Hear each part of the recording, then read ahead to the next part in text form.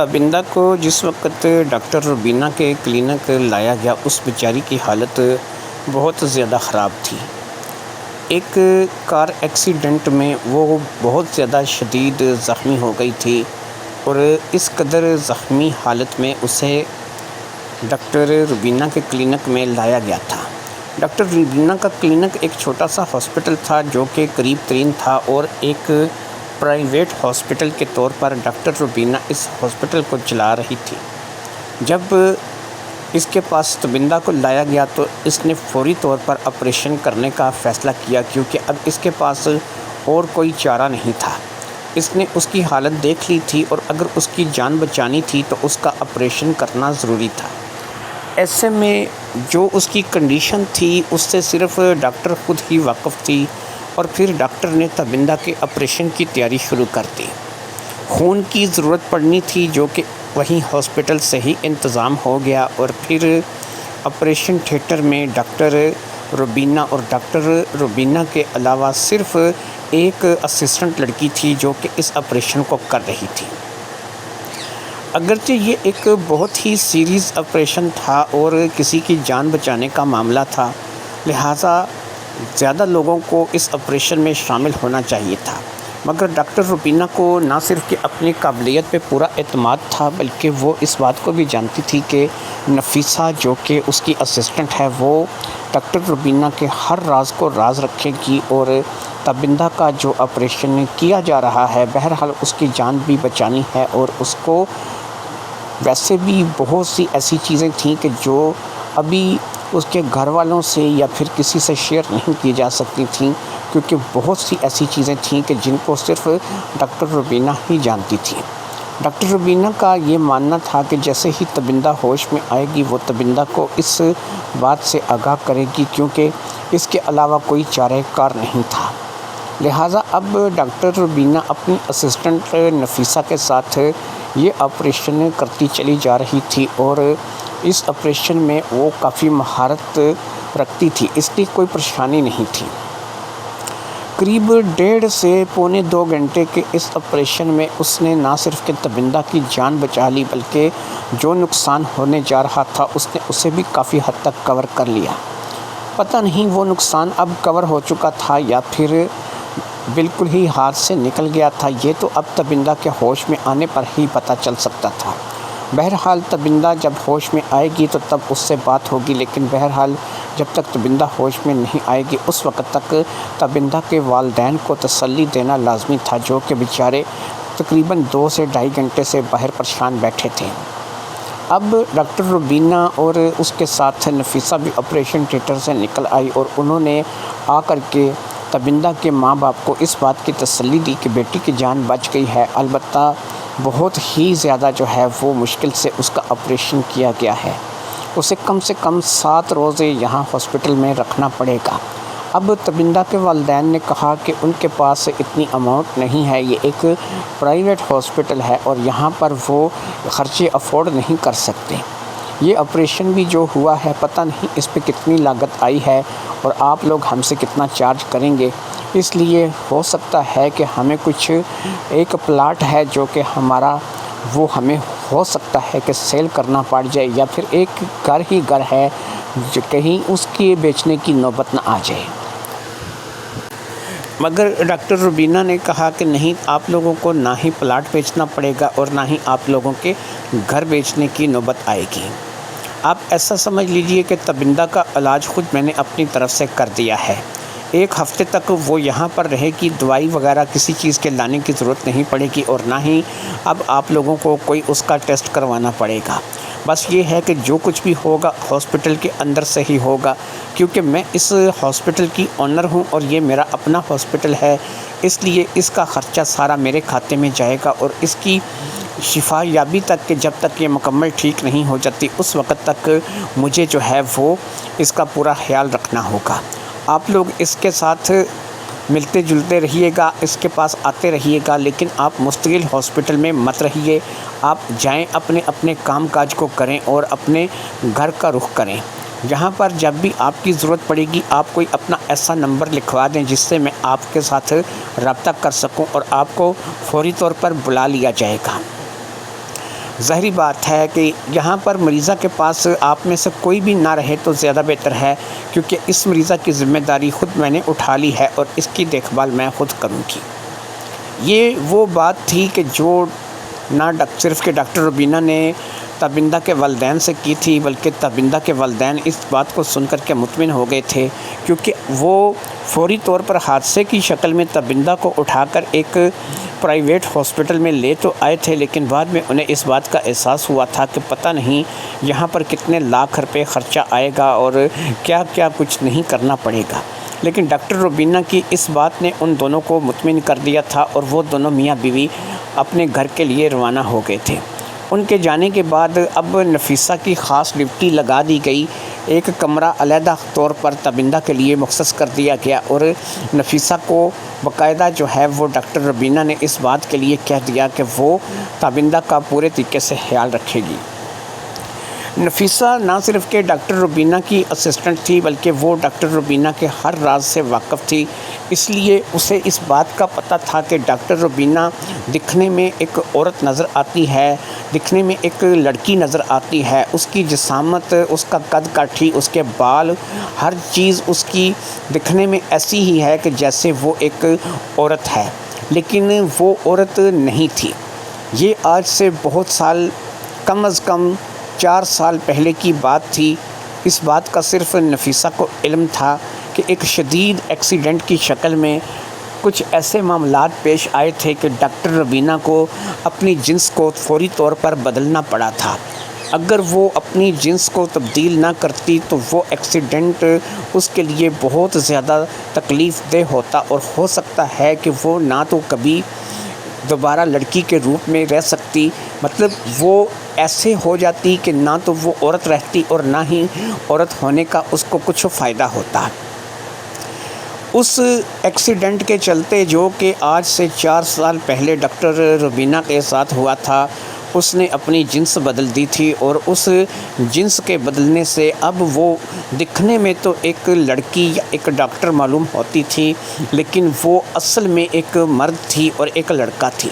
ہاں، وہ ایک ایسا مرد تھی، ایک ایسا لڑکا تھی جو کہ کبھی بھی اولاد پیدا نہیں کر سکتا تھا، لیکن اس کے ساتھ معاملات سارے وہی تھے جو کہ مردوں کے ساتھ تھے۔ لہٰذا اب اس نے اپنے آپ کو ٹرانسجینڈر میں بدل دیا تھا، اس نے اپنا جینڈر تبدیل کر دیا تھا اور اسی حیثیت سے وہ اب رہ رہی تھی۔ اس بات سے، اس راز سے صرف نفیسہ ہی واقف تھی اور نفیسہ کے علاوہ اس ہاسپٹل میں کسی کو بھی پتہ نہیں تھا کہ ڈاکٹر روبینہ جو ہے وہ عورت نہیں ہے بلکہ ایک ٹرانسجینڈر ہے، اور باقاعدہ اس نے اپنا آپریشن کروا کے اپنا جینڈر تبدیل کر لیا ہے اور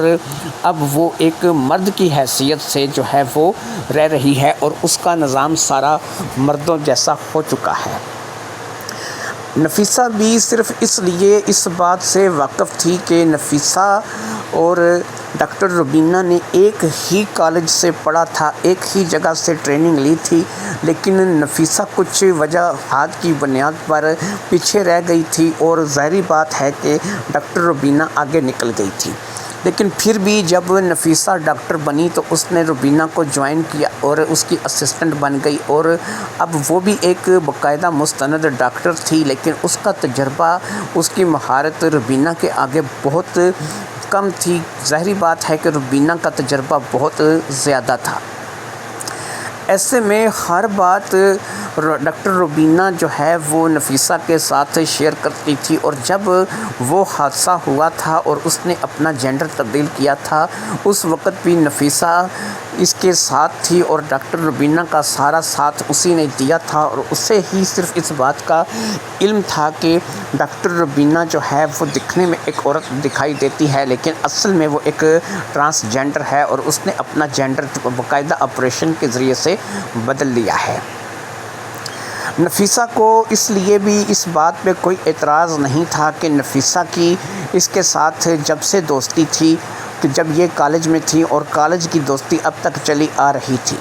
یہ دوستی کبھی کبھار کچھ حدود کراس کر جاتی تھی اور ان حدود کو کراس کرتے ہوئے ظاہری بات ہے کہ دونوں لڑکیوں کے درمیان محبت لوگوں کے لیے بڑی عجیب ہوتی ہے، لیکن آپس میں ان دونوں کے درمیان ایک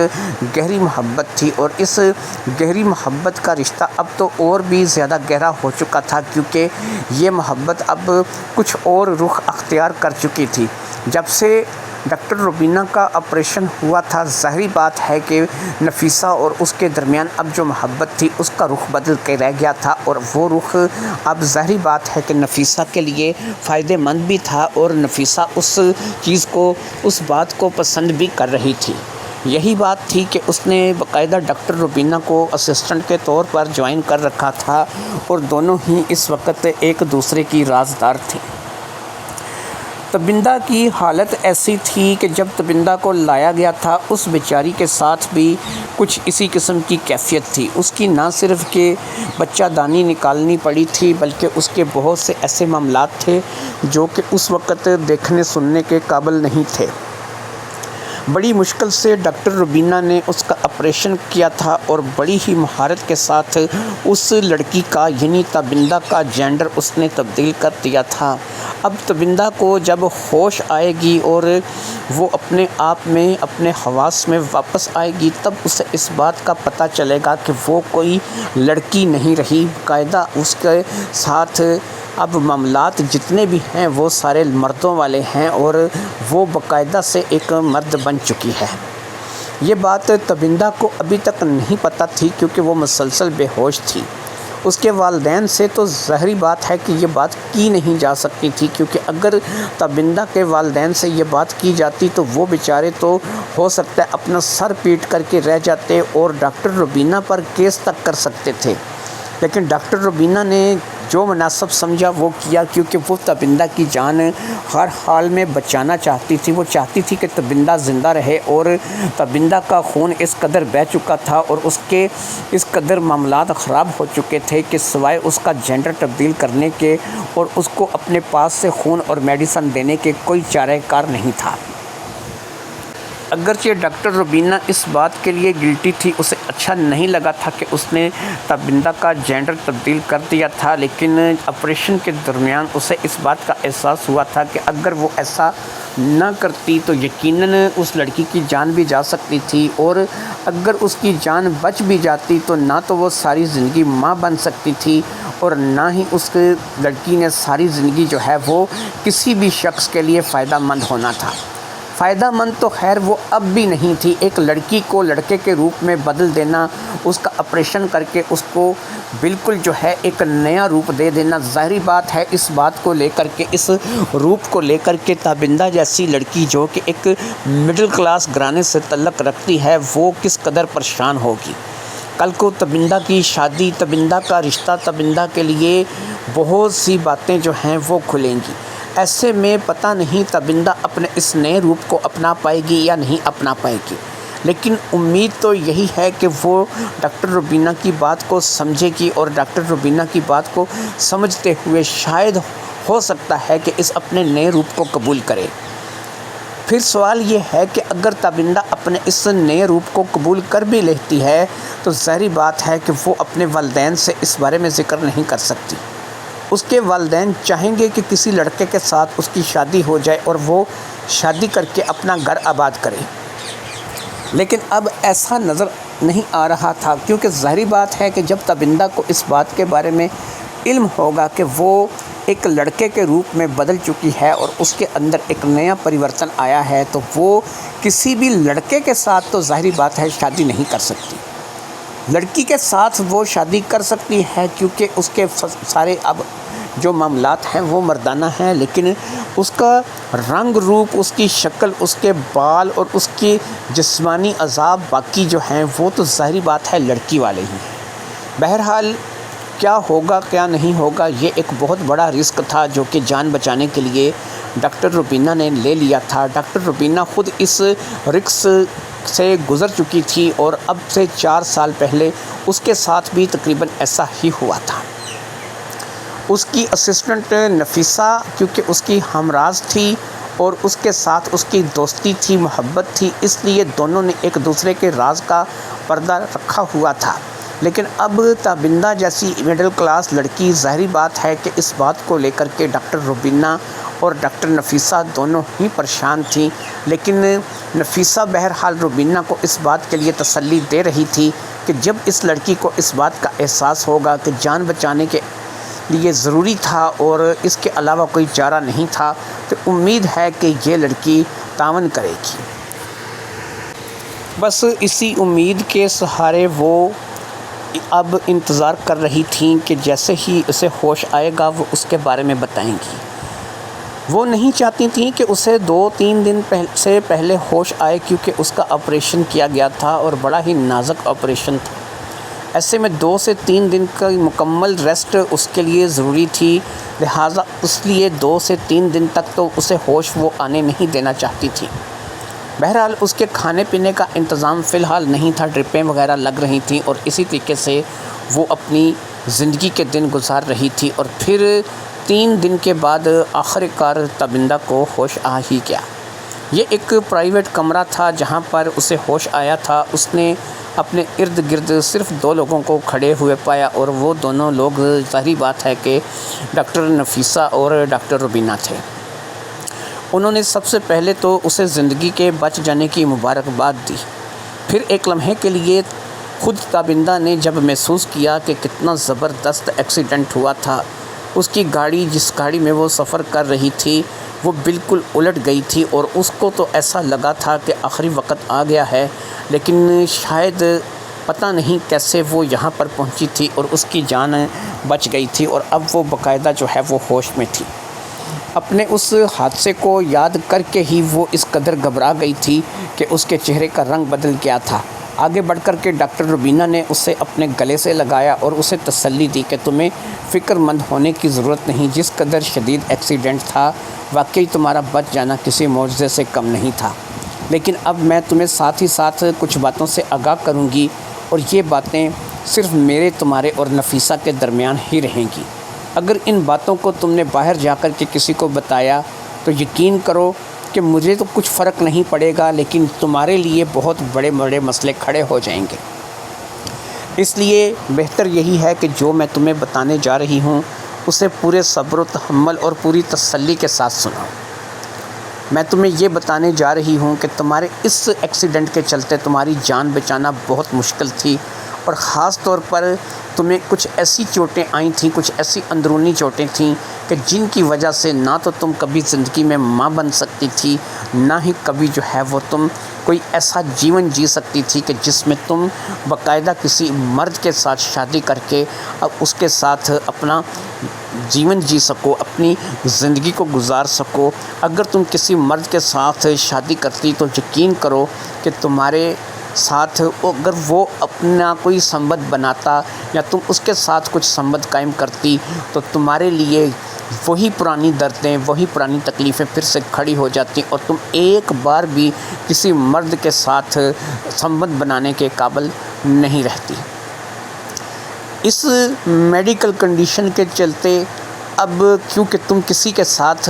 اپنا تعلق نہیں بنا سکتی تھی، اس لیے بہت مجبوری کے عالم میں تمہاری جان بھی بچانی تھی، اور تمہیں جو ہے وہ کسی نہ کسی قابل تو بہرحال بنانا تھا۔ اس لیے اس بات کے چلتے میں نے تمہارا آپریشن کر کے تمہارا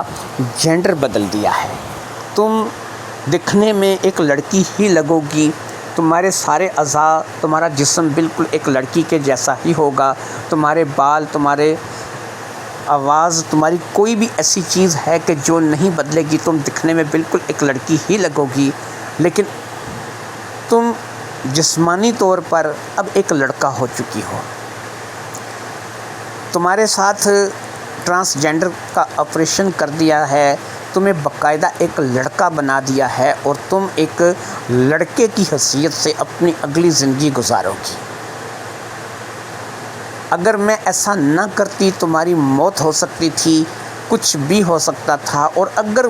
تم بچ بھی جاتی تو پھر بھی تمہاری کیا زندگی تھی، نہ تم کبھی ماں بن سکتی تھی اور نہ ہی کبھی تم کسی کے ساتھ اپنا تعلق بنا سکتی تھی۔ لہٰذا ان باتوں کے چلتے میں نے یہی فیصلہ کیا، ایک ڈاکٹر ہونے کے ناطے میں نے یہی فیصلہ لیا کہ تمہارا جینڈر بدل دیا جائے اور تمہیں ایک ٹرانسجینڈر کے روپ میں تمہیں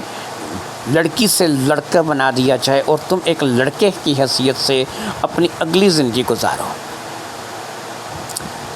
یہ بات سن کر کے تابندہ کے تو ہوش اڑ گئے تھے۔ وہ تو اس بات کے لیے ظاہری بات ہے ذہنی طور پر تیار نہیں تھی۔ اسے اس بات کا احساس اب ہوا تھا کہ وہ لڑکی نہیں رہی ہے، وہ ایک لڑکا بن چکی ہے۔ صرف دکھنے میں وہ لڑکی لگتی ہے لیکن اصل میں وہ لڑکا بن چکی ہے۔ یہ وہ بات تھی کہ جو آسانی کے ساتھ ہضم ہونے والی نہیں تھی۔ یہ وہ بات تھی کہ جس کو لے کر کے کوئی بھی لڑکی جو ہے وہ واویلا مچا سکتی تھی، کوئی لڑکی بھی جو ہے اس بات کا غم لے کے بیٹھ سکتی تھی۔ یہی کچھ تابندہ نے بھی کیا۔ ظاہری بات ہے کہ جو ایک لڑکی پیدا ہوئی ہو، جس نے ساری زندگی جو ہے وہ ایک لڑکی کی طرح ہی گزاری ہو، اور وہ لڑکی جو ہے وہ اچانک سے لڑکا بن جائے، اس کے خواہشات، اس کے پتہ نہیں کون کون سی چیزیں ہیں کہ جن کا ایک دم سے گلا گھٹ جاتا ہے، اور وہ بیچاری جو ہے اپنے ان خواہشات کا اظہار تک نہیں کر پاتی۔ ایسے میں یہ آپریشن کرنا بھی ضروری تھا، اس کی جان بچانی بھی ضروری تھی، اور اس کا جینڈر بدل دیا گیا تھا۔ تابندہ رو رہی تھی، اسے اس بات کا احساس ہو رہا تھا کہ جو کچھ بھی ہوا ہے بہت غلط ہوا ہے۔ ڈاکٹر روبینہ نے اگرچہ اسے سمجھانے اور اسے تسلی دینے کی بے حد کوشش کی، اور اسی طریقے سے نفیسہ نے بھی اسے سمجھایا کہ اگر ایسا نہ کیا جاتا تو اس کی زندگی تو بالکل ہی بیکار ہو کے رہ جاتی، وہ لڑکی ہو کر بھی کسی مرد کے قابل نہ رہتی، اور خاص طور پر وہ تو کبھی اولاد نہ پیدا کر سکتی اور نہ ہی کبھی ماں بن سکتی۔ ان باتوں کو لے کر کے فوری طور پر تو ظاہری بات ہے کہ تابندہ کا لہجہ، تابندہ کی باتیں ٹھیک نہیں ہونی تھی، کیونکہ ابھی تو زخم بالکل تازہ تھا۔ لہٰذا فی الحال نفیسہ اور روبینہ نے اسے اس کے حال پر چھوڑ دیا۔ ڈاکٹر روبینہ واقعی اب اس بات کو لے کر کے پریشان تھی کہ یہ لڑکی جس طریقے سے ریئیکٹ کر رہی ہے، یہ اس بات کو کبھی بھی قبول نہیں کرے گی، اور اگر اس نے اس بات کو قبول نہیں کیا تو ایک دفعہ پھر اس کا آپریشن نہ کرنا پڑ جائے۔ لیکن اب اگر اس کا آپریشن کریں گے تو اس کا فائدہ کیا ہوگا؟ یہ کسی مرد کے قابل تو رہے گی نہیں، اور نہ ہی یہ کبھی اولاد پیدا کر سکے گی۔ بات الجھ کر کے اگرچہ رہ گئی تھی لیکن اتنی بھی نہیں الجھی تھی۔ پھر وقت گزرنے لگا، ماں باپ کو ملنے کی اجازت دے دی گئی۔ لڑکی ہوش میں آ چکی تھی لیکن ابھی تک اسے ہاسپٹل سے ڈسچارج نہیں کیا گیا تھا۔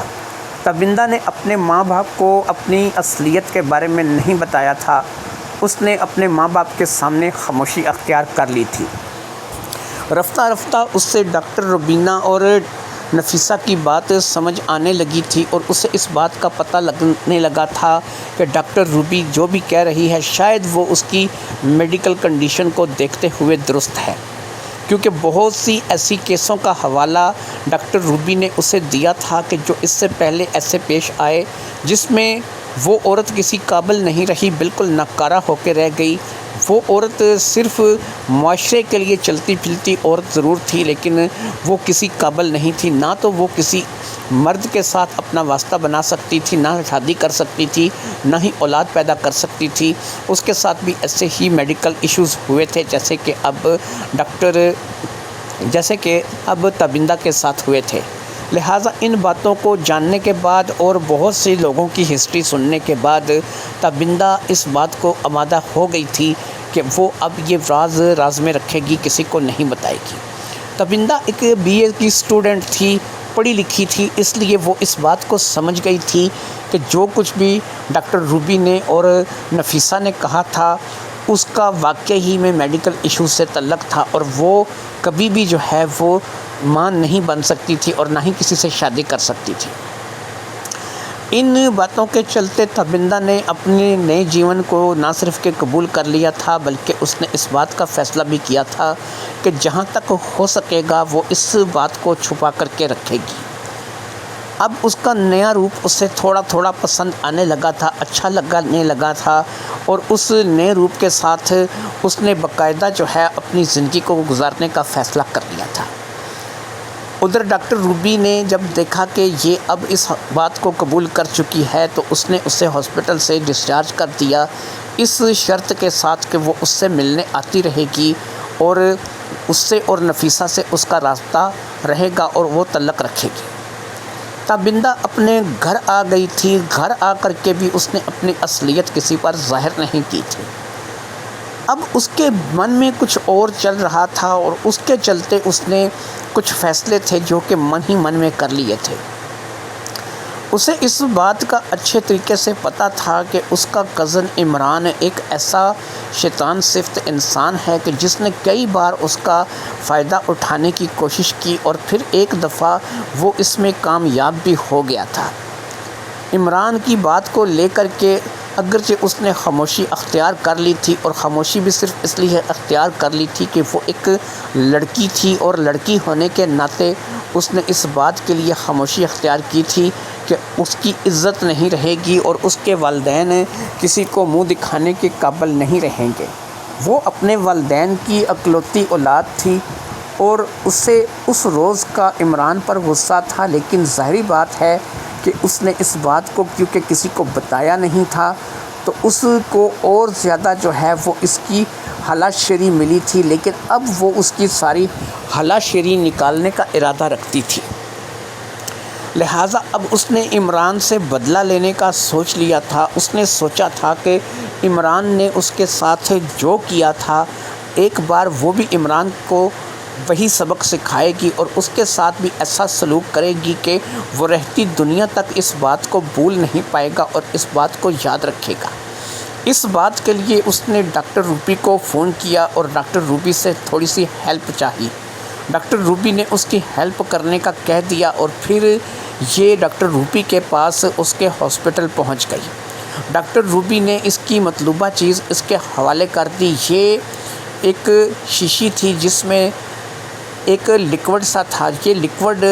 کسی بھی انسان کو پانی یا دودھ میں دے کر کے اسے تقریباً 2 سے 3 گھنٹے کے لیے گہری بے ہوشی میں لے کے جایا جا سکتا تھا۔ اس نے عمران سے کیونکہ بدلہ لینا تھا اس لیے اس نے ایسا سوچ لیا تھا کہ وہ یہ لکوڈ دودھ یا پانی میں حل کر کے عمران کو دے دے گی۔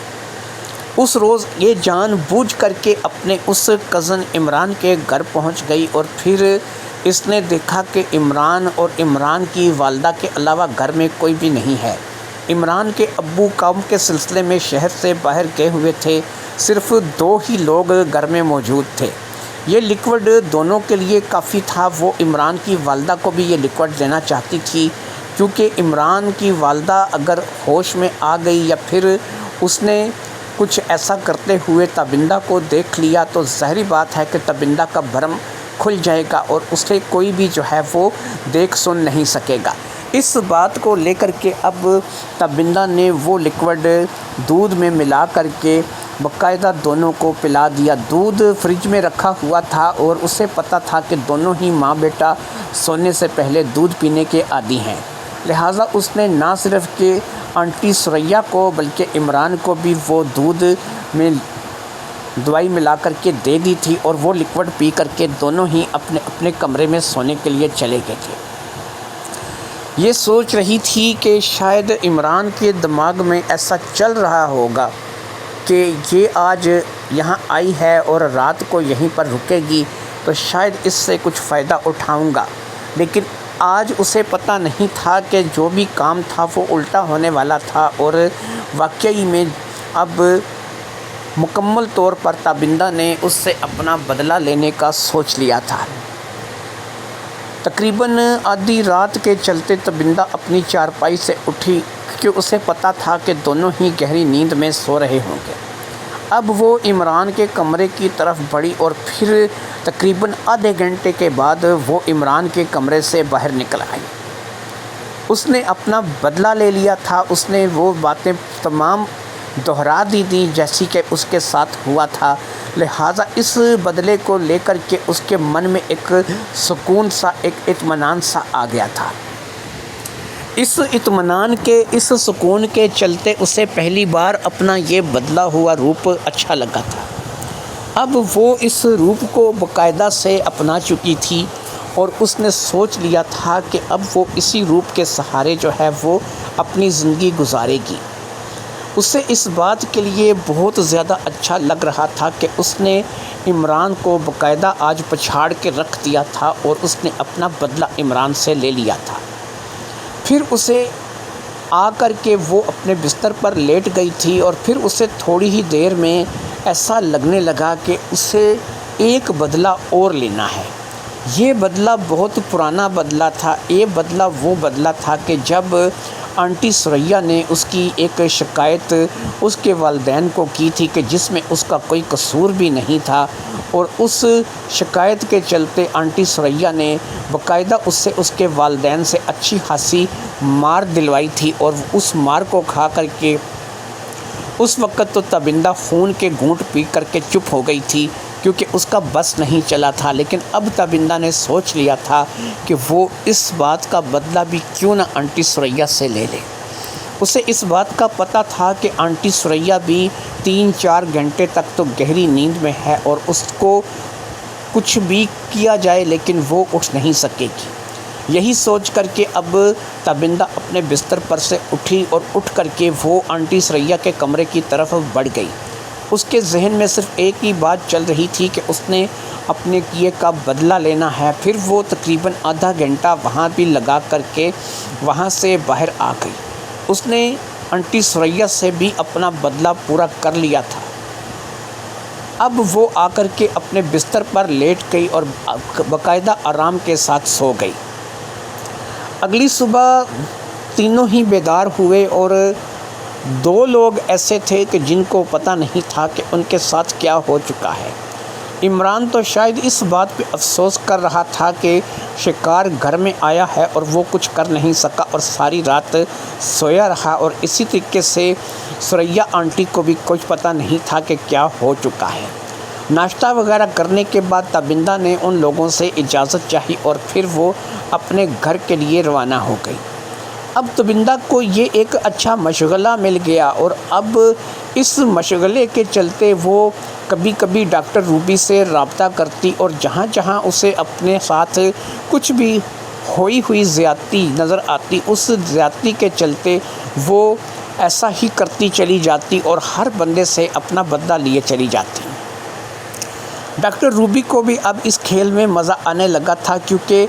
وہ بھی جان چکی تھی کہ تبندہ کس راستے پر چل نکلی ہے۔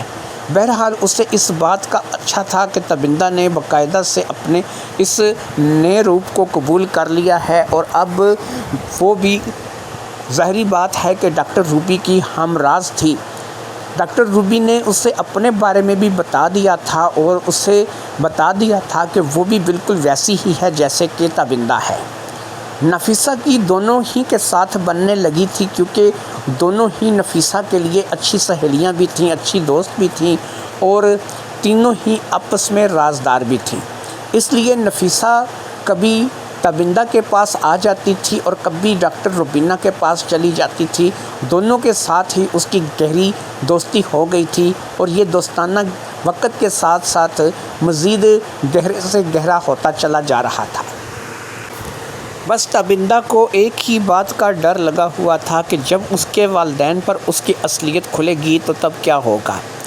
لیکن اس کے لیے بھی ڈاکٹر روبی نے اسے ایک راستہ بتا دیا تھا۔ ڈاکٹر روبی نے اسے بتایا تھا کہ اگر اس کے والدین اس کی شادی کے لیے زور دیں تو وہ اس بات کے لیے بالکل انکار نہ کرے۔ وہ ایک ایسے لڑکے کو جانتی ہے کہ جس کا اس نے آپریشن کیا تھا۔ اب اس لڑکے کے ساتھ جو معاملات ہیں وہ ایسا ہے کہ اس کا جسم تو بالکل مردوں جیسا ہے لیکن وہ مرد نہیں ہے بلکہ اس کے اعضاء عورتوں جیسے بنا دیے گئے ہیں، یعنی کہ اس کو بھی ٹرانسجینڈر کر دیا گیا ہے اور وہ دکھنے میں مرد لگتا ہے، دکھنے میں اس کے سارے معاملات مردوں جیسے ہیں لیکن وہ عورت بن چکا ہے اور باقاعدہ وہ عورت ہے اور اس کے جو معاملات ہیں اب عورتوں جیسے ہیں۔ جب یہاں پر نوبت پہنچ گئی کہ تمہارے والدین نے تم پر زیادہ ہی زور دیا تو تم اسے اپنی پسند کے طور پر اپنے والدین سے متعارف کرا دینا۔ جب وہ تمہاری پسند کے طور پر تمہارے والدین سے متعارف ہوگا تو ظاہری بات ہے کہ تمہارے والدین تمہاری پسند کی عزت کرتے ہوئے، اور خاص طور پر وہ ایک اچھے گھر سے تعلق رکھتا ہے، پڑھا لکھا ہے، کھاتے پیتے گھر سے ہے، تو ایسے میں اس کی اصلیت سے بھی اس کے والدین واقف نہیں ہیں۔ تو ایسے میں اگر تمہاری شادی اس کے ساتھ ہو گئی تو اب کس کو پتہ ہوگا کہ بند کمرے میں مرد کون ہے اور عورت کون ہے؟ لوگ تو ظاہری شخصیت دیکھ کر کے مرد اور عورت کا فیصلہ کرتے ہیں، لیکن بند کمرے میں ظاہری بات ہے کہ تم مرد ہوگی اور وہ عورت ہوگا۔ اگرچہ یہ بھی تمہارے لیے ایک نیا ایکسپیرینس ہوگا، لیکن اب ظاہری بات ہے کہ جو کچھ ہو چکا ہے اس کے چلتے اس کو بدلا نہیں جا سکتا۔ اس لیے بہتر یہی ہے کہ اگر تمہارے والدین نے بہت ہی زیادہ اس بات پہ زور دیا کہ انہوں نے شادی کرنی ہے، تمہاری شادی جو ہے وہ کسی لڑکے سے کرنی ہے، تو اس لڑکے کو جس کا نام نعیم ہے ہم باقاعدہ طور پر جو ہے رشتے کے لیے پیش کر دیں گے۔ اور کیونکہ نعیم اپنی کنڈیشن جانتا ہے، اسے پتہ ہے کہ وہ ایک لڑکا ہونے کے باوجود ایک عورت ہے، لہٰذا وہ تم سے شادی کے لیے انکار نہیں کرے گا، خاص طور پر یہ جان کر کہ تم ایک لڑکی ہونے کے باوجود ایک مرد ہو۔ تو اس لیے تم دونوں ایک دوسرے کے رازدار ہو جاؤ گے، اور وقت کے ساتھ ساتھ تم دونوں جو ہے وہ ایک دوسرے کے ساتھ اپنا وقت گزارتے چلے جاؤ گے۔ پھر یہی ہے کہ تم اپنی اگلی زندگی کے لیے سوچ لینا کہ تم لوگوں نے کیا کرنا ہے۔ بہرحال یہاں تک تو میں نے تمہاری رہنمائی کر دی ہے۔ اب روبینہ نے کہا کہ دیکھو ایسا ہے کہ میری فیملی والے بھی چاہتے ہیں کہ میں کسی لڑکے سے شادی کروں، لیکن میری فیملی کے لوگ بھی نہیں جانتے کہ میں ایک ٹرانسجینڈر ہوں۔ اس لیے میں نے اپنے شادی کا ٹال مٹول رکھا ہوا ہے، اور میں کبھی بھی شادی کرنے کے حق میں نہیں ہوں۔ میری اصلیت سے صرف نفیسہ واقف ہے اور نفیسہ کو پتہ ہے، لیکن ظاہری بات ہے کہ میں نفیسہ کے ساتھ شادی نہیں کر سکتی، کیونکہ اگر میں نفیسہ کے ساتھ شادی کرتی ہوں تو یہ ایک لڑکی کے ساتھ شادی گنی جائے گی، اور اندرونی معاملات کیونکہ سب کے علم میں نہیں ہیں، اس لیے سب لوگ اس شادی کو لے کر کے اعتراض کریں گے اور سماج اس بات کو قبول نہیں کرے گا۔ ہاں، اگر ہم لوگ کسی بیرون ملک کسی یورپی کنٹری میں رہتے ہوتے تو میں آسانی کے ساتھ نفیسہ کے ساتھ شادی کر کے اپنا گھر بسا سکتی تھی اور کسی کو کوئی اعتراض نہیں ہوتا، لیکن کیونکہ اس وقت ہم لوگ پاکستان میں ہیں اور ایسا نہیں کر سکتے، اس لیے ظاہری بات ہے کہ مجھے بھی کسی نعیم جیسے لڑکے کا انتظار کرنا پڑے گا، یا پھر کسی نعیم جیسے لڑکے سے رابطہ کرنا پڑے گا۔ مجھے بھی کوئی نہ کوئی نعیم مل جائے گا، لیکن تمہاری کنڈیشن مجھ سے زیادہ سیریس ہے، کیونکہ ظاہری بات ہے کہ تم اپنی پڑھائی مکمل کرنے والی ہو، اور جیسے ہی تمہاری پڑھائی مکمل ہوگی، عموماً مڈل کلاس فیملیز کے والدین چاہتے ہیں کہ ان کی بیٹی کی شادی ہو جائے۔ اس لیے اگر تمہاری شادی ہو جاتی ہے اور تمہارے والدین تمہاری شادی کر دیتے ہیں تو ظاہری بات ہے کہ نعیم جیسا لڑکا ہی تمہیں سوٹ کرے گا، جو کہ تمہارا رازدار ہوگا اور تم اس کی رازدار ہوگی۔ نہ اس کی فیملی کو اس کی اصلیت کا علم ہوگا، نہ تمہاری فیملی کو تمہاری اصلیت کا علم ہوگا، اور اسی طریقے سے تم لوگوں کو اپنی زندگی گزارنی پڑے گی۔ پھر واقعی ایسا ہی ہوا کہ تابندہ جیسے ہی اپنے پڑھائی سے فارغ ہوئی، اس کے اوپر شادی کا زور پڑنے لگا۔ مڈل کلاس فیملی کے والدین اس کے لیے طرح طرح کے لڑکے دیکھنے لگے، لیکن اب ہر لڑکے کے لیے تابندہ انکار کرتی چلی گئی۔ وہ جانتی تھی کہ وہ کسی بھی لڑکے سے شادی نہیں کر سکتی، کیونکہ وہ خود ایک لڑکا تھی، لہٰذا اس بات کے چلتے اس کے والدین نے آخر کار اس کے آگے ہاتھ جوڑ دیے اور پوچھ لیا کہ بیٹا اگر تمہاری اپنی کوئی فرمائش ہے، کوئی اپنی پسند ہے تو وہ بتا دو۔ اب ایسے میں ڈاکٹر روبینہ نے بیچ میں پڑھ کے باقاعدہ طور پر نعیم کا تعارف کروا دیا، اور نعیم جو کہ پہلے ہی سارے معاملات کو سمجھ چکا تھا، اور ڈاکٹر روبینہ اور ڈاکٹر نفیسہ نے اسے سارے حالات سے آگاہ کر دیا تھا، اس نے یہ بتا دیا کہ کیا معاملہ ہے کیا نہیں ہے۔ نعیم ایک گورا چٹا خوبصورت لڑکا تھا جو کہ کافی کھاتے پیتے گھر سے تھا، اور اس کا رشتہ تابندہ کے لیے آنے کا مطلب یہی تھا کہ یہ رشتہ قبول کر لیا جائے گا، لہٰذا تابندہ کی رضامندی کو مد نظر رکھتے ہوئے مڈل کلاس فیملی سے تعلق رکھنے کے باوجود ایک بڑے کر کے لڑکے کا رشتہ قبول کر لیا گیا۔ کچھ ہی عرصے میں بارات لے کر کے نعیم آ گیا اور شادی ہو گئی۔ اگرچہ یہ بارات تو تابندہ کو لے کے جانی چاہیے تھی، لیکن ظاہری بات ہے کہ وہی کرنا تھا جو کہ سماج دیکھ رہا تھا، جو کہ لوگوں کو دکھانا مقصود تھا۔ پھر نعیم جو ہے وہ تابندہ کو شادی کر کے اپنے گھر لے گیا۔ شہری کمرے سج گئے، سہاگ رات کی سیج سج گئی اور اسی طریقے سے معاملات سج گئے۔ وہ دلہے کی شیروانی پہنے اپنی بیگم کے پاس آیا، جو کہ اس وقت دلہن کے لباس میں تھی، لیکن ظاہری بات ہے کہ مرد وہی تھی اور عورت نعیم تھا۔ سہاگ رات ہو گئی اور دونوں کے پتے ایک دوسرے پر کھل گئے۔ دونوں نے ایک دوسرے کو تن من دھن سے قبول کر لیا اور ڈاکٹر روبینہ کا بتایا ہوا یہ نسخہ کام کر گیا۔ فیملیز کو نہیں پتہ تھا کہ مرد کون ہے اور عورت کون ہے۔ جینڈر بدل چکا تھا، حالات بدل چکے تھے۔ کوئی بھی ایسا نہیں تھا کہ جو ان کے راز سے واقف ہو، سوائے ڈاکٹر روبینہ اور ڈاکٹر نفیسہ کے کوئی بھی ان کی اصلیت سے واقف نہیں تھا۔ لیکن جو کچھ بھی تھا اب ہو چکا تھا۔ وہ دونوں میاں بیوی بن چکے تھے۔ اب انہوں نے اس بات کا فیصلہ کر لیا کہ باقاعدہ وہ ایک دوسرے کو اس طریقے سے سپورٹ کریں گے کہ وہ یہ کہے گا، یعنی نعیم اپنے والدین سے یہ کہے گا کہ یہ لڑکی بانجھ ہے، ماں نہیں بن سکتی، لیکن میں اس کو چھوڑ نہیں سکتا، یہی میری بیوی رہے گی، ہم بچہ اڈاپٹ کریں گے۔ لہٰذا دونوں میاں بیوی مل کر کے کوئی بچہ اڈاپٹ کریں گے اور اس بچے کے ساتھ جو ہے وہ اس کی اچھے سے پرورش کر کے اس کی اچھے سے زندگی بنائیں گے، تاکہ ان کے اندر جو کمیاں ہیں وہ اس بچے کے اندر کم از کم نہ ہوں۔ لہٰذا دونوں نے اس بات کا متفقہ فیصلہ کر لیا تھا۔ اب کیونکہ نعیم بھی ہزاروں لڑکیوں کے رشتے ٹھکرا چکا تھا، کیونکہ اسے خود پتہ تھا کہ اس کی اصلیت کیا ہے، اس لیے جب اس نے بتایا کہ تابندہ باقاعدہ بانجھ ہے، وہ ماں نہیں بن سکتی اور ہم بچہ اڈاپٹ کریں گے، تو تب اس کے والدین نے کچھ زیادہ واویلا نہیں کیا۔ اگرچہ تھوڑا برا لگتا ہے، لیکن ظاہری بات ہے کہ اب اگر ایک لڑکی بانجھ ہے اور وہ لڑکی جو ہے وہ ان کے بیٹے کی پسند بھی ہے، وہ اسے چھوڑ نہیں سکتا، تو ظاہری بات ہے کہ ایسے میں بچہ اڈاپٹ کرنا ہی اس کا واحد حل ہے۔ لہٰذا قریبی دارالعمان سے یتیم خانے سے ایک بچہ اڈاپٹ کر لیا گیا، جس کی پرورش وہ دونوں کرنے لگے۔ دونوں ایک دوسرے کے رازدار تھے، دونوں ایک دوسرے کو جانتے تھے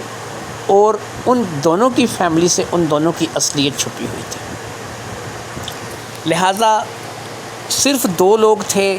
جو اس بات کے لیے جانتے تھے، اور وہ ڈاکٹر روبینہ اور ڈاکٹر نفیسہ تھے۔ کچھ عرصے میں پھر ایک لڑکا ایسا ہی جس کے ساتھ ٹرانسجینڈر کھیل ہو چکا تھا، جس کا باقاعدہ سے آپریشن ہو چکا تھا، وہ دکھنے میں لڑکا تھا لیکن اصل میں وہ لڑکی تھا۔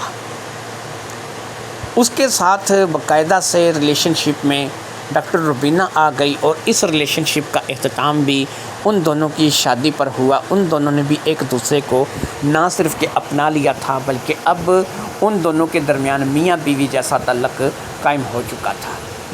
اس بات کے چلتے ڈاکٹر نفیسہ کو تھوڑا برا لگا تھا، کیونکہ اس کی ڈاکٹر روبینہ کے ساتھ ظاہری بات ہے جو دوستی تھی وہ بہت گہری تھی اور اس دوستی میں بڑے راز تھے۔ لیکن اس بات کو لے کر کے ڈاکٹر روبینہ نے کبھی بھی نفیسہ کو نہیں چھوڑا۔ باقاعدہ اس نے اپنے شوہر کے ہونے کے باوجود، یعنی اپنی بیوی کے ہونے کے باوجود، اس نے نفیسہ کے ساتھ بھی اپنا تعلق اسی طریقے سے قائم رکھا، اسی طریقے سے ان دونوں کی دوستی اور محبت قائم رہی، اور شادی کے بعد بھی اس میں کوئی فرق نہیں آیا۔ سب لوگ اپنے اپنے گھروں میں خوش و خرم رہنے لگے، اور اس طریقے سے ان لوگوں کے راز چھپے کے چھپے رہ گئے، اور وہ لوگ اس راز سے جو ہے وہ لوگوں کو نہ بے خبر کر سکے اور نہ ہی لوگوں کو اپنی اصلیت کے بارے میں بتا سکے۔ آج ہمارے اس معاشرے میں بہت سے لوگ ایسے ہیں کہ جن کا رجحان ٹرانسجینڈر آپریشن کی طرف ہے۔